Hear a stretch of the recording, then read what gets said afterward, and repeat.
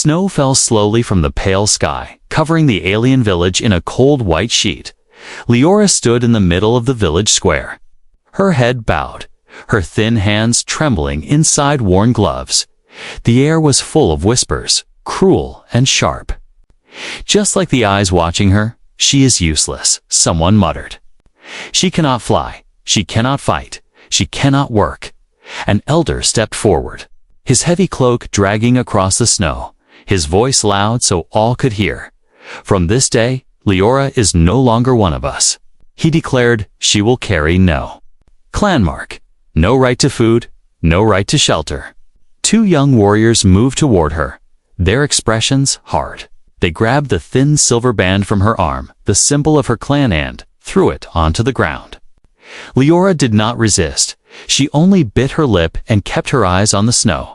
She felt the cold wind sting her cheeks, but it was nothing compared to the pain in her chest. Her own people, her own family, had cast her out. A woman spat near her feet. Another turned away as if Leora's presence was a shame. The voices grew quieter as the elder spoke one last time. "You will leave this place before night falls," he said. "Do not return, or you will be treated as an enemy." The warrior stepped back, and the crowd slowly broke apart. No one came to comfort her. No one came to say goodbye. She was alone, truly alone. For a long moment, Leora stood frozen in place, the snow building on her shoulders. Then she turned and began to walk toward the edge of the village, her boots crunching in the ice. Every step felt heavier than the last, her breath misting in the freezing air. Beyond the last wooden gate, the land stretched into an endless wasteland of snow and jagged rocks. The wind howled like a living thing, biting through her thin coat. Leora pulled the hood tighter, but it did little to keep the cold out. She kept walking because she had no choice. Her people believed the wasteland would finish what they had started. She could barely feel her legs, and her fingers were already numb. The sky was turning darker, and she knew that if night came, the cold would claim her. Hours passed, or maybe only minutes, she could not tell. Her vision blurred, her steps slowed, and her knees buckled. She fell into the snow, the cold seeping into her bones. A thought came to her, bitter and sharp. So this is how it ends. She closed her eyes, but then, faintly, she saw a flicker of light ahead. It was small at first, then brighter. Cutting through the white darkness, Leora forced herself to lift her head, her heart pounding with a strange mix of fear and hope. The light grew closer, and soon she heard a deep rumbling sound. Something large was moving toward her, its shape breaking through the blowing snow. Her people had told her stories about dangerous creatures and strange travelers in the wasteland. Some said humans roamed these lands tall, strange beings with fierce eyes and strange machines. She had never seen one, but now she wondered if the stories were true. The rumble grew louder, and she saw it clearly, heavy, four-wheeled machine with bright front lights. It came to a stop only a few meters away. The engine still humming, the door opened, and a figure stepped out. He was tall, wrapped in thick layers of clothing, his face partly hidden by a scarf, but his eyes, human eyes, were clear and sharp in the dim light. He looked at her lying in the snow, his expression changing from caution to alarm. Without hesitation, he moved toward her, kneeling down beside her.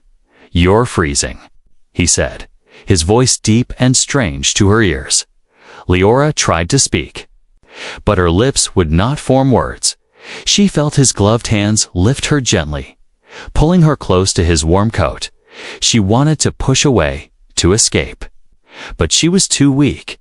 The warmth was like fire after the endless cold. The human carried her to his machine and set her inside, wrapping something thick and soft around her. It smelled faintly of smoke and leather. Leora shivered, not from the cold now, but from fear. Her people had warned her about humans. But as she looked into his eyes again, she did not see cruelty. She saw something she had not seen all day: concern. The engine roared, and the machine began to move. The world outside blurring into white. Leora's eyes closed, but her last thought, before the darkness took her, was a question. Why would a human save someone her own people had thrown away? The warmth of the cabin wrapped around Leora like a blanket. But her mind was still trapped in fear. She sat stiffly in the strange seat, clutching the blanket the human had given her. The machine rocked gently as it moved over the uneven ground. The hum of its engine, steady and strong. She had never been inside such a thing before. Smooth metal walls, blinking lights, strange symbols on screens. The human glanced at her from time to time, his hands gripping a round wheel as if guiding the machine was second nature. "Name's Mark," he said suddenly, his voice breaking the silence. His words were slow, careful. As if he knew she might not understand, Leora only stared back. Unsure if she should answer, her people had told her humans spoke in sharp, harsh sounds, but his voice, it was different, low and steady. "I'm taking you to my outpost," he continued. "You won't survive out here tonight." The words made her stomach twist. Why was he helping her? Her own kind had cast her out without a second thought. No one had tried to stop it. No one had offered a single kind word. And yet, here was this stranger, this human, risking his safety to take her in. She looked at his gloved hands, strong and worn, marked with small scars. A soldier, perhaps. Or a worker who had seen too many harsh winters. His coat was thick and patched in places. Proof that he had lived in this unforgiving land for a long time. He seemed at ease with the cold and the darkness, as if neither could touch him. Leora pulled the blanket closer, hiding her face.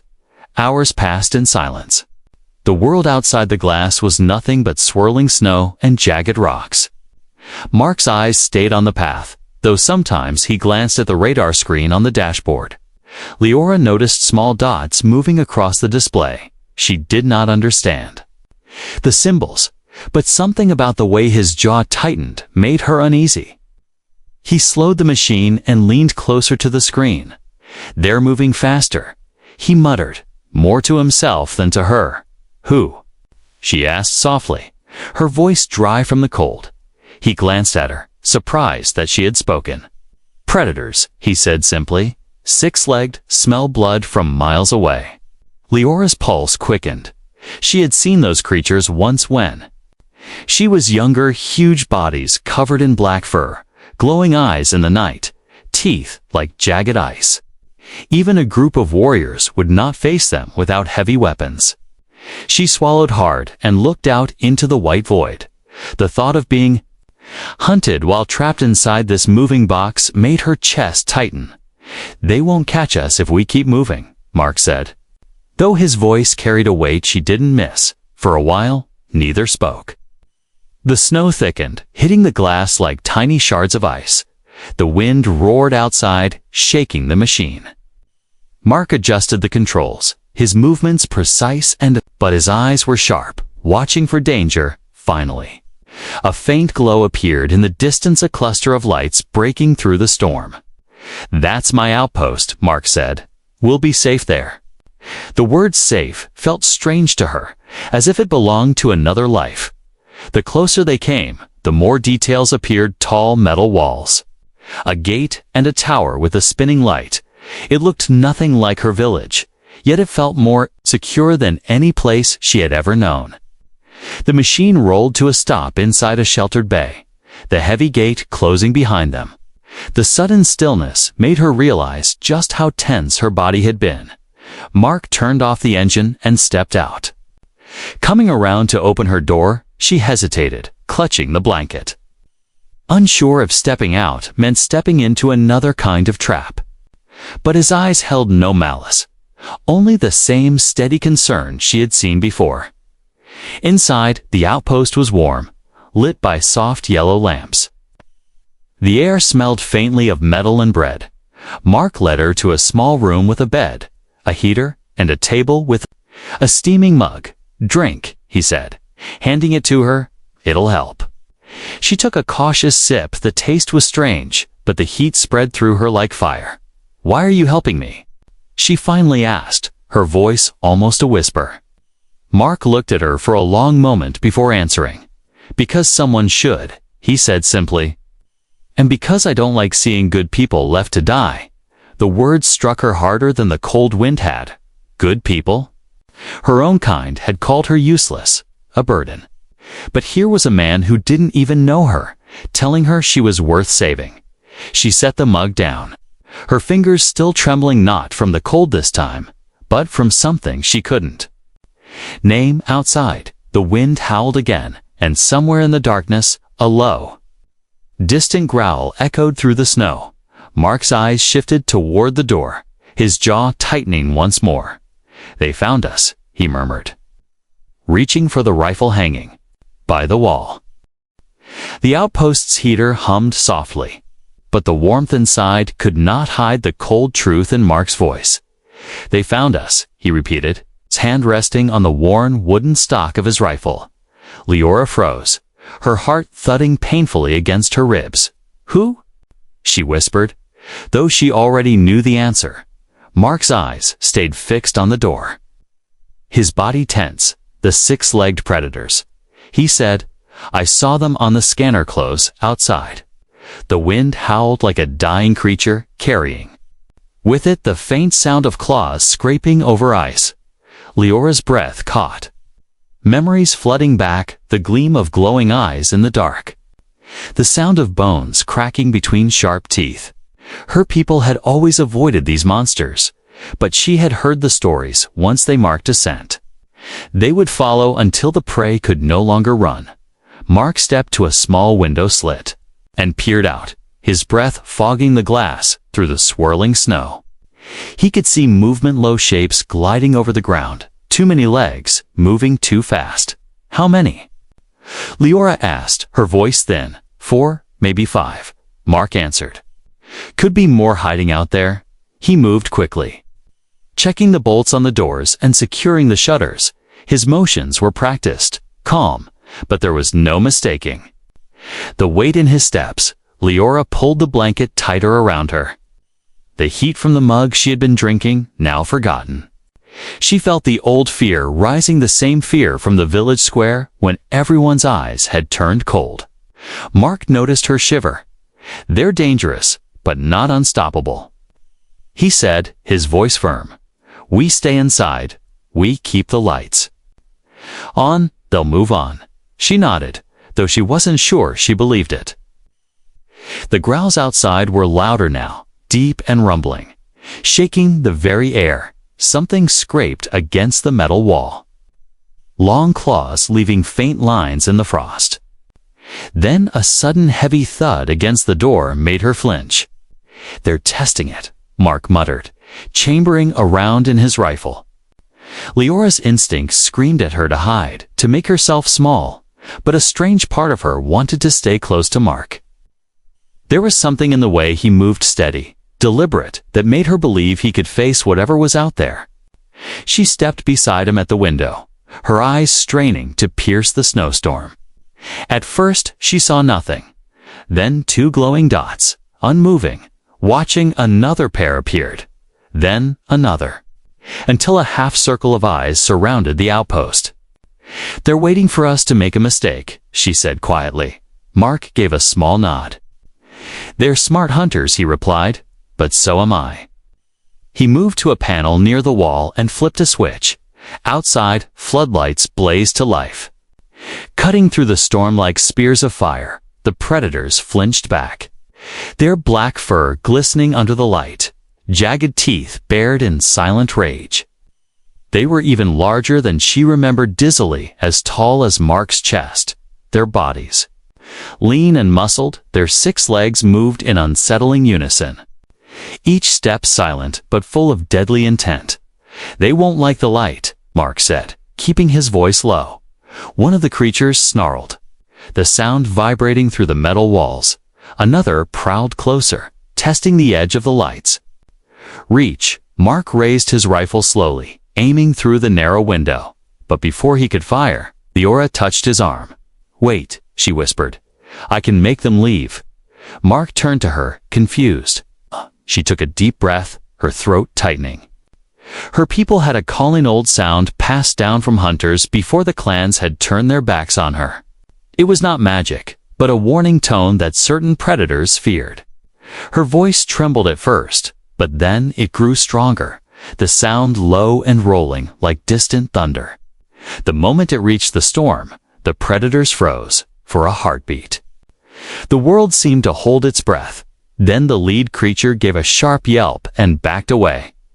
The others followed, retreating step by step until the glowing eyes were swallowed by the white darkness.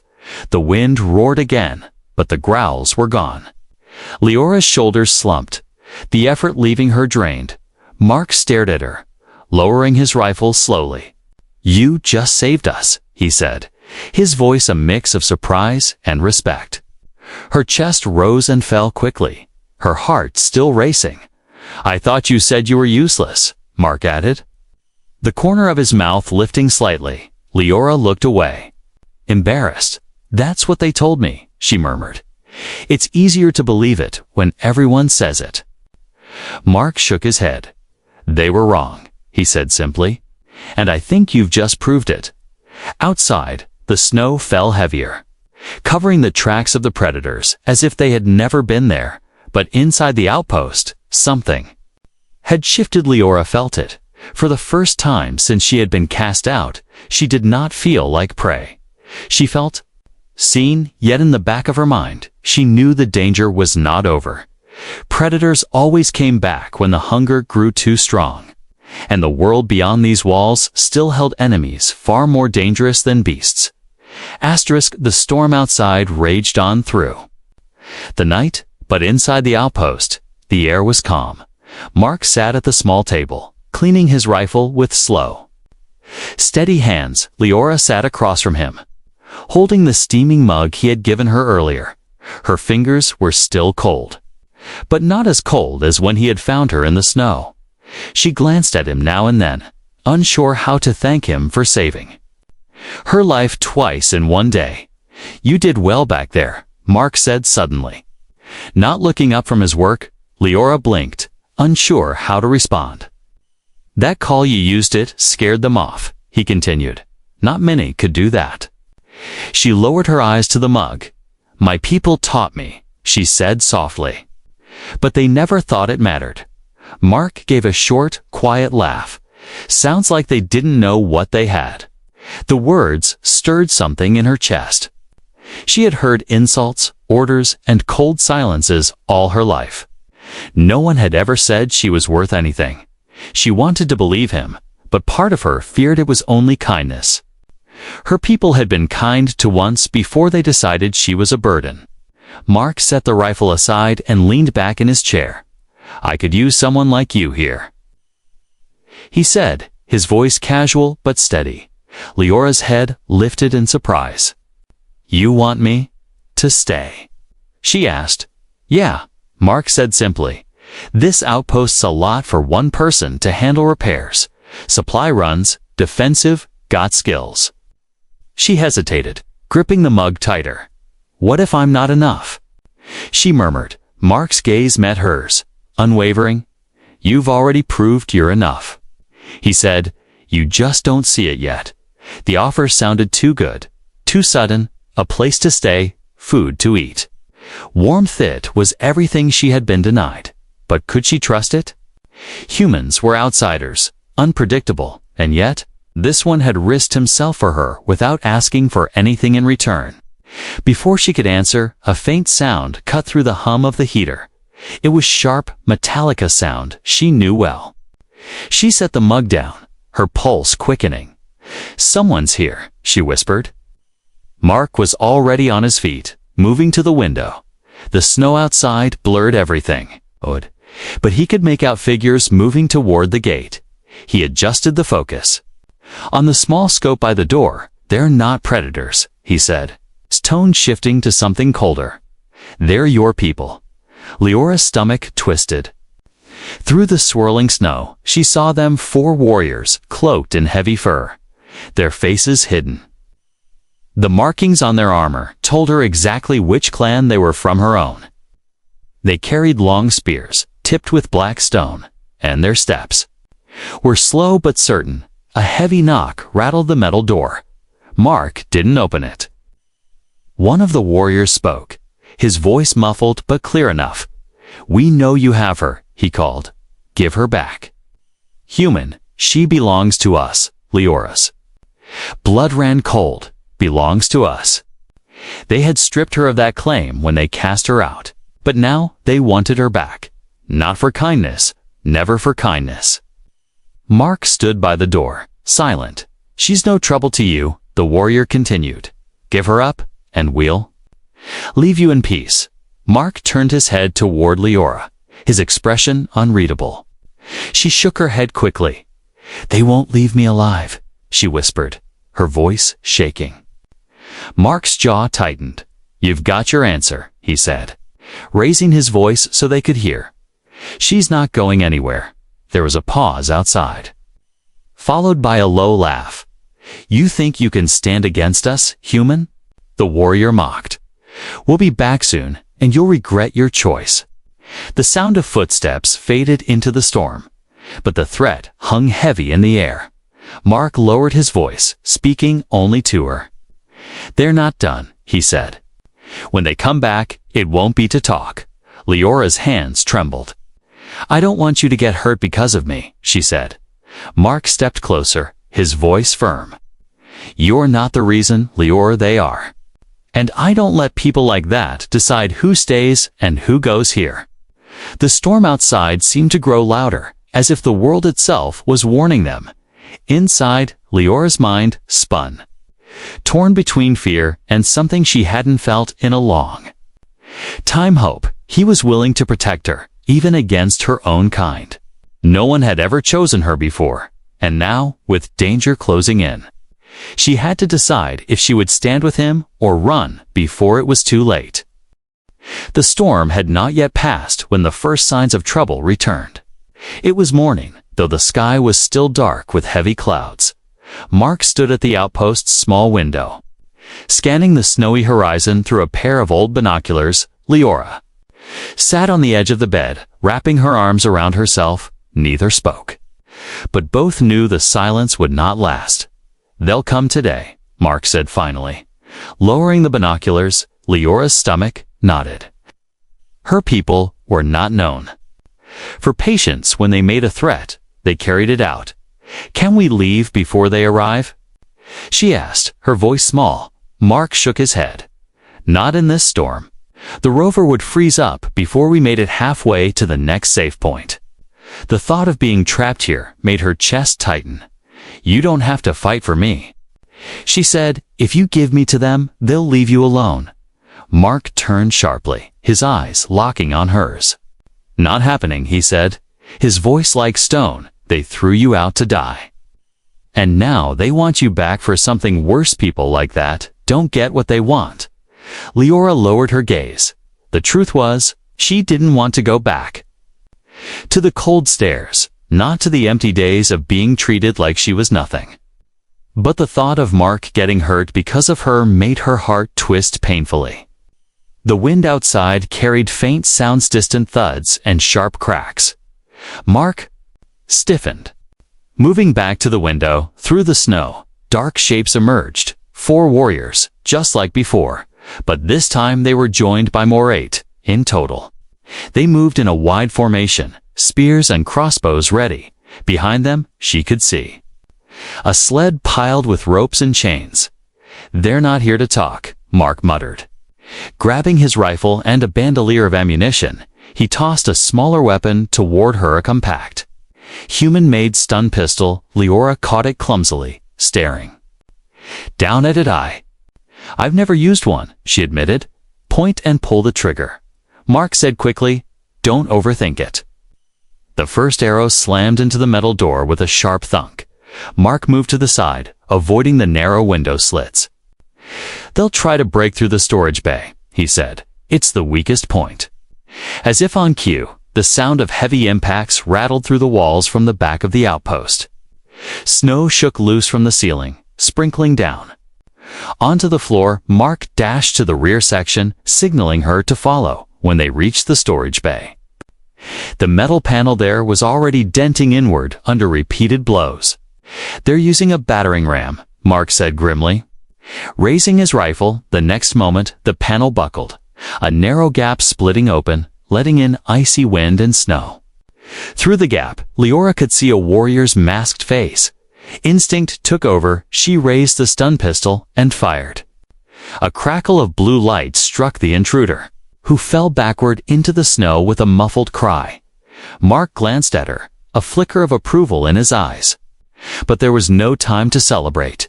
Another warrior lunged through the gap, spear aimed straight. For Mark's chest, he sidestepped and slammed the rifle stock into the attacker's helmet. Sending him stumbling, a quick shot dropped the warrior into the snow beside the first, but the others were closing in fast. Arrows struck the walls, sending sparks flying from the metal. One shaft embedded itself just inches from Leora's head. She ducked, heart pounding. "They're trying to force us out," Mark said between breaths. "Don't give them the chance." Minutes felt like hours, the outpost shaking with each impact.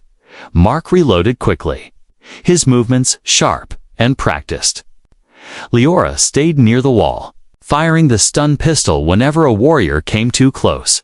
Her hands shook, but each time she hit her target, the fear inside her eased just a little. Then it happened. An arrow grazed Mark's arm. He grunted, his rifle slipping for a moment.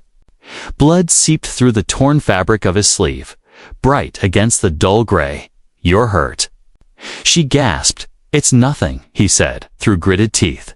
But she could see the pain in his eyes. The attackers must have seen it too. Because their assault grew fiercer, they slammed against the storage bay door again and again. Mark backed up a step, breathing hard. Leora's chest tightened if he fell. There would be no one between her and them. Something inside her shifted. The same spark that had made her stand in the snow and call off the predators. She took a step forward, raising the stun pistol higher. "This ends now," she whispered. Though she wasn't sure if she was speaking to herself or them, Mark glanced at her, a faint, proud smile crossing his face even in the middle of chaos. "You've got fight in you," he said. "Let's make them see it." The attackers kept pounding on the storage bay door, their shouts mixing with the howl of the wind. The metal groaned under the strain, each impact sending a shiver through the outpost walls. Mark's arm was bleeding steadily, his left sleeve soaked dark. He tried to steady his rifle with one hand. Leora could see the pain slowing him. She tightened her grip on the stun pistol, the cold metal biting into her fingers. All her life, her people had told her she was useless, too weak to hunt, too slow to fight, too fragile to lead. Those words had been chains, binding her to fear and doubt. But now, as she watched the enemy closing in, she felt those chains snap. She would not be prey again. "Mark, fall back to the control room," she said firmly, surprising even herself. He looked at her, eyebrows raised. "I'll hold them here," she added before he could speak. He hesitated for a moment, but something in her voice made him nod. "Don't die," he muttered. Before retreating down the narrow hallway to reload, Leora turned back to the storage bay, the dent in the door, now wide enough for a warrior to squeeze through. The first one tried. He lunged inside, spear raised. She fired before he could take another step, the blue arc striking his chest and dropping him instantly. Another followed, then another. Her arms ached, but she didn't stop, moving quickly. Between shots, each time a warrior fell back into the snow, she felt her heartbeat steady a little more. Outside, the remaining warriors began circling.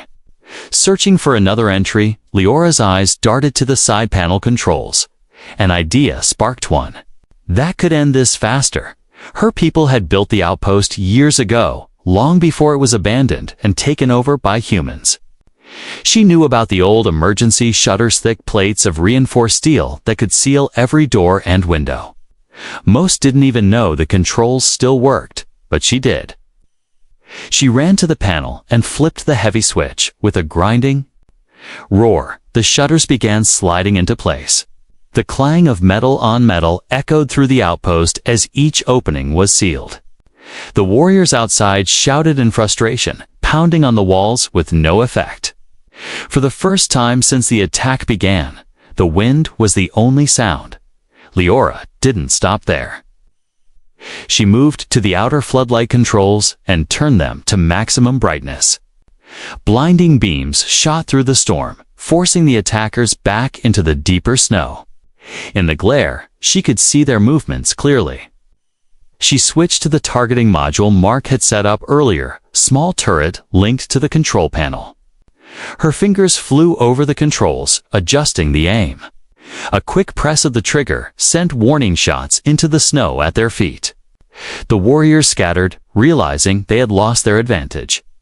Mark returned, his arm bandaged tightly. He stopped in the doorway, watching her at the controls. "You've been busy," he said, his voice carrying a note of pride. She didn't look up, her focus locked on the display. "They're falling back," she reported. "If we push them now, they won't return soon." Mark stepped closer, his eyes scanning the readouts. "You're right," he said. "You've just turned the tide, Leora." The words warmed her more than the heaters ever could. She hadn't just defended herself. She had defended him, and in doing so, she had proved to herself that the lies her people told were nothing but smoke. Outside, the warriors finally retreated, dragging their stunned and injured back toward the mountains. The snow swallowed their figures until they vanished completely. Only the wind remained. Carrying no sound of pursuit, Leora leaned back in the chair, her hands trembling now that the adrenaline was fading. Mark set a hand on her shoulder. "You didn't just survive," he said quietly. "You won." Her throat tightened, and she blinked rapidly. "I was never allowed to fight," she admitted. "They said I'd only get in the way." Mark's grip on her shoulder firmed. "They were wrong," he said simply. "And if they come back, we'll remind them again." The heaters hummed softly, the air thick with the scent of metal and burned ozone from the stun pistol. Leora looked toward the sealed shutters, the glow of the floodlights still cutting through the snow. For the first time, she didn't feel like a burden in someone else's story. She felt like she belonged here, in this fight, in this place. But deep down, she knew this victory would not be the end. Her people did not accept humiliation lightly. And somewhere in the storm, they were already planning their next move. The outpost was quiet after the battle. The shutters stayed down, keeping the cold and the danger outside. Inside, the warmth of the heaters spread slowly through the rooms. Mark sat on the edge of the small medical cot, letting Leora tighten the bandage on his arm. He didn't flinch, though she could see the wound still hurt. "You should have let me fight beside you earlier," she said softly. Mark glanced at her, a faint smile touching his lips. "I wanted you safe," he replied, "but turns out you're a better fighter than I expected." Leora looked down at her hands, the memory of the battle still fresh in her mind. "I didn't even know." "Could be," she admitted. Mark stood and walked to the control panel. "Checking the perimeter sensors, they're gone for now," he said. "But they'll remember what happened here." Leora nodded slowly. She knew her people when pride was wounded. They didn't forget. But she also knew something else, something more important. If they came back, she wouldn't be the same frightened outcast they had thrown away. The day passed in slow hours, the storm easing into a soft, steady snowfall. Leora spent most of it helping Mark repair the damage to the storage bay. She carried tools, held panels in place, and even used the welding torch under his guidance. Her arms ached, but it was a good kind of ache, the kind that came from doing something that mattered. Each time Mark thanked her, she felt that unfamiliar warmth again. It wasn't the kind of warmth the heaters gave, but the kind that reached deep inside. By nightfall, the outpost was secure again. Mark brought out a small metal tin from a shelf and set it on the table. Inside were 2 ration bars and a flask. Of hot tea, they ate in silence for a while. The only sound, the soft crackle of the heater. Finally, Mark leaned back and looked at her. "So, what now?" he asked. "You can stay here as long as you want. Or, okay, if you want to leave when the storm clears, I won't stop you." The words caught her off guard. Leave. Where would she go? Back to the village that had cast her out, to wander the frozen wastelands alone. She had nowhere else, and more than that. She didn't want anywhere else. She set down her tea and looked straight at him. "I want to stay," she said simply. Mark's expression softened. "Then you stay," he said, as if it was the easiest decision in the world. The choice felt like a stone dropping into a still pond, quiet, but full of ripples that would change everything. For the first time, Leora wasn't surviving just for herself. She was part of something. Even if it was just the 2 of them in a metal outpost in the middle of nowhere. The next morning, the snow was brighter, the storm completely gone. Leora stepped outside for the first time since the attack, the cold air sharp against her face. The ground was littered with the faint tracks of the warriors' retreat, already fading under the fresh snow. She stood there a long time, breathing in the silence. It was strange once. The wasteland had been a death sentence. Now, Mark inside and the outpost behind her, it felt like a place she could face without fear. Mark came out, his coat heavy against the wind. "Not bad out here when it's quiet," he said. Leora nodded. "I used to think quiet meant I was alone," she said. "Now it just means I'm safe." Mark glanced at her with a small grin. "That's because you're not alone anymore." They walked back inside together. Closing the heavy door behind them, the heaters hummed. The lights glowed warm against the metal walls. It wasn't a village. It wasn't a clan, but it was home. And in that moment, Leora realized she had something far more valuable than the acceptance of the people who had thrown her away. She had someone who had chosen her. Not out of duty, not out of pity, but because he saw her worth, that night as the snow fell outside. Leora sat by the small window. She thought of the days to come, the repairs, the supply runs, the possibility of another attack. And for the first time, none of it frightened her. Because whatever came, she and Mark would face it together. Her old life was gone, but a new one had begun. She was no longer the useless girl cast into the snow. She was Leora, part of a family, part of a fight, and no longer afraid to be seen.